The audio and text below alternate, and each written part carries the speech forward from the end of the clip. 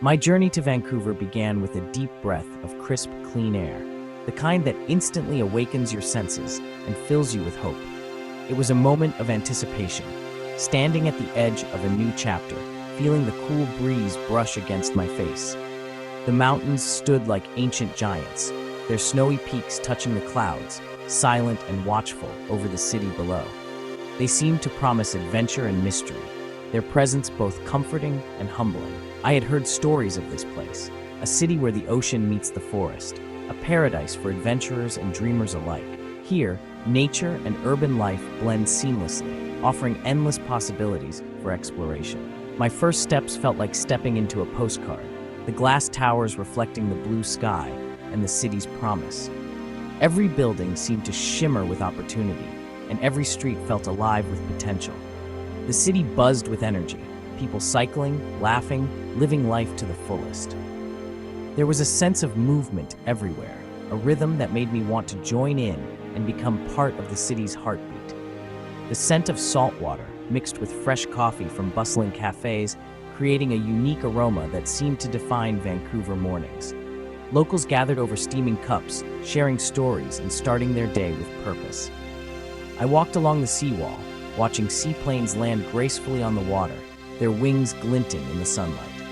The gentle roar of engines blended with the laughter of children and the distant call of gulls. My mind was set on hiking, kayaking, and soaking in the natural beauty that surrounded me. I imagined days spent exploring trails, paddling through calm waters, and discovering hidden corners of the city's wild side. But survival teaches you to look closer, to notice what lies beneath the surface. It's easy to be swept up by beauty, but real understanding comes from paying attention to the details. As I wandered away from the tourist paths, I noticed small details, a person sleeping in a doorway, shopping carts under a bridge, quiet reminders that not everyone here was living the dream. These were quiet signs, faint tracks telling a different story, one of struggle and resilience. Each worn shoe or abandoned blanket hinted at lives unfolding in the shadows.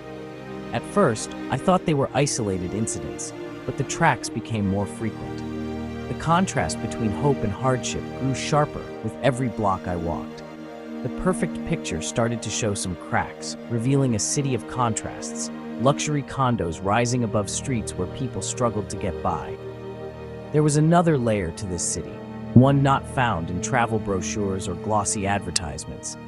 It was a reality that demanded to be seen and understood. Every environment, whether jungle or metropolis, has its challenges and survivors. Here, survival meant adapting to both the beauty and the harshness of city life.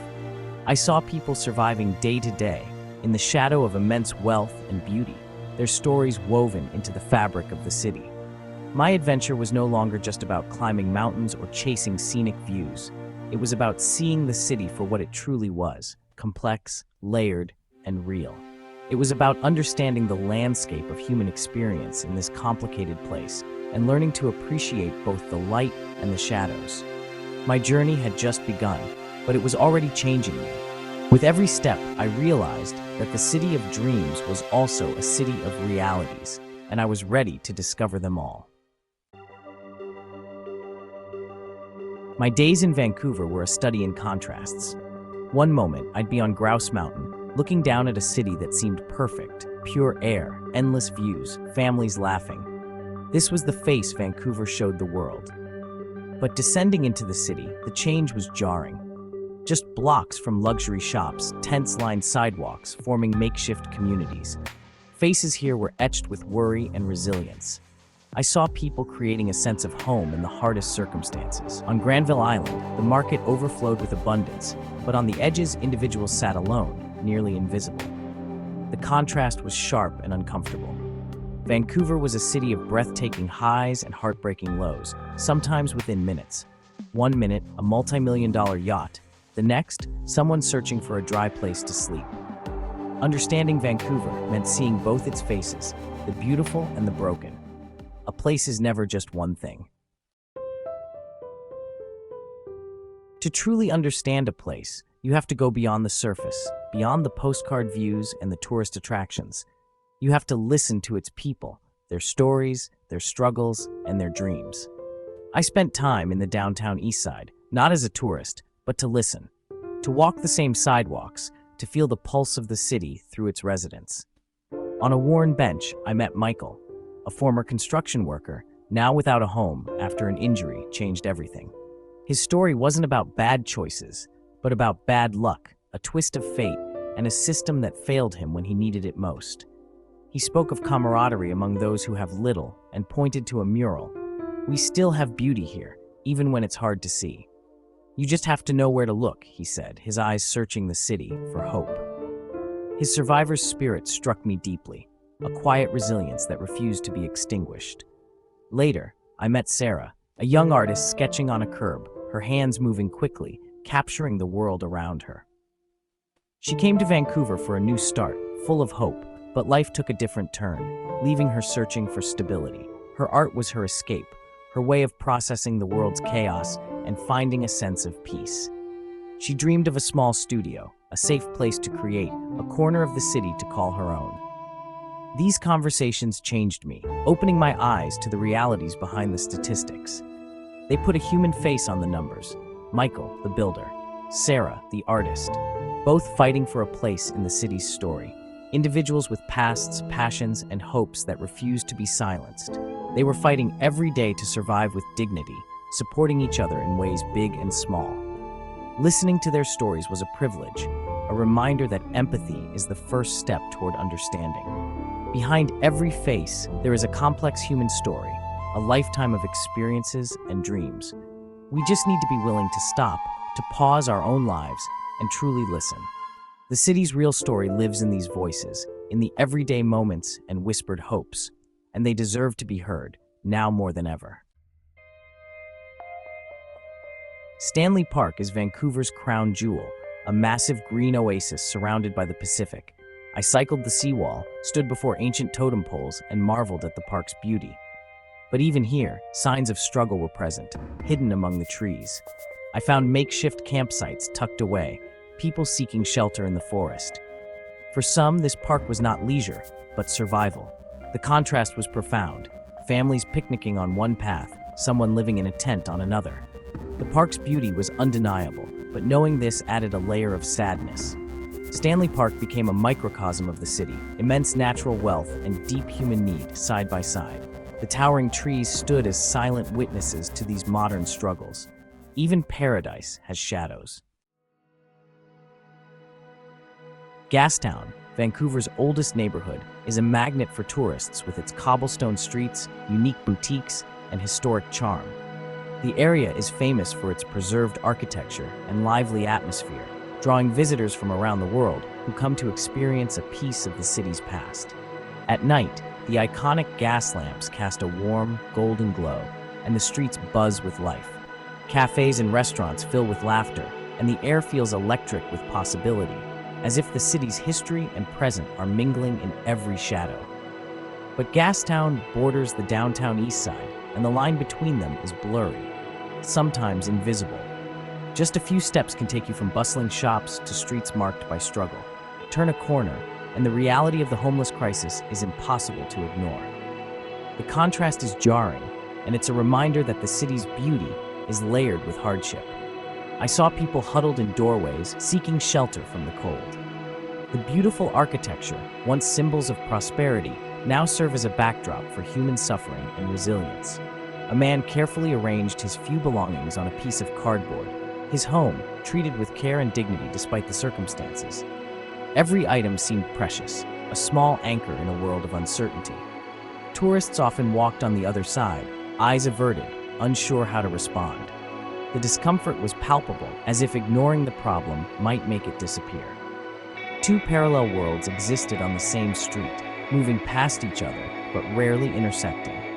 The divide felt both physical and emotional. The proximity of wealth and poverty was more visible here than anywhere else in Vancouver. Upscale boutiques stood just steps away from makeshift shelters, highlighting the city's deep inequalities.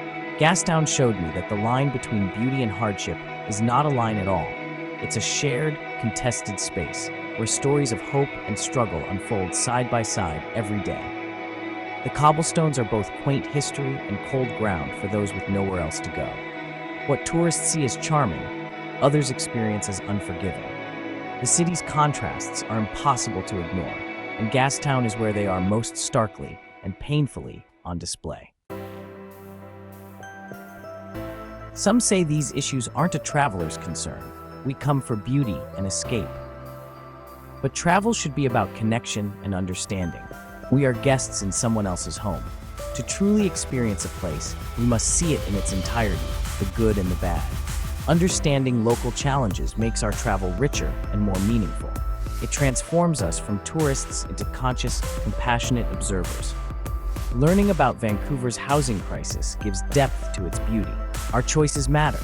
Where we spend our money can support positive change. By being aware, we can help, even in small ways. The problems of one city reflect global challenges. Seeing them here can open our eyes to what's happening at home. Travel builds empathy. It makes us better global citizens. Seeing the crisis firsthand can make you feel helpless, but travelers can have a positive impact. Treat every person with dignity and respect. A smile or a greeting can mean everything. Support local organizations. Research charities, shelters, or food banks before you go. Small donations or pay-it-forward programs at cafes can help. Educate yourself about the city's history and social issues. Share a balanced perspective when you post about your travels. Encourage others to travel with compassion and awareness. We can help challenge the postcard image and promote a deeper understanding. In my last days, I kept thinking about Michael, Sarah, and the faces I'd seen. I bought pastries and water from a bakery with no grand plan, just wanting to share something warm. I offered them to a small group in the downtown Eastside. At first, they were hesitant, but then a woman smiled and said, "Thank you." For a few minutes, we just shared a simple moment of connection. It wasn't a solution, but it was a moment of shared humanity. That act taught me we don't need all the answers to make a difference. Sometimes the most powerful thing is to bridge the gap, even for a moment. Empathy is the most important tool a traveler can carry. Sometimes the greatest adventure is simply connecting with another human being. As my plane took off, I looked down at Vancouver one last time. The city was as beautiful as when I arrived, but now I saw it with different eyes. I saw the parks where people sought shelter, the streets where I'd shared conversations and pastries. The two faces of the city, brilliant and bruised, merged into one complex picture. I left with a heavy heart, but also hope. Hope in the resilience of people like Michael and Sarah. Hope in the power of awareness and compassion. Vancouver is a special place, but its real story is found in its people. Travel with your eyes and heart open. The greatest wilderness is sometimes in the heart of a city, and the most important survival skill is, and always will be, compassion.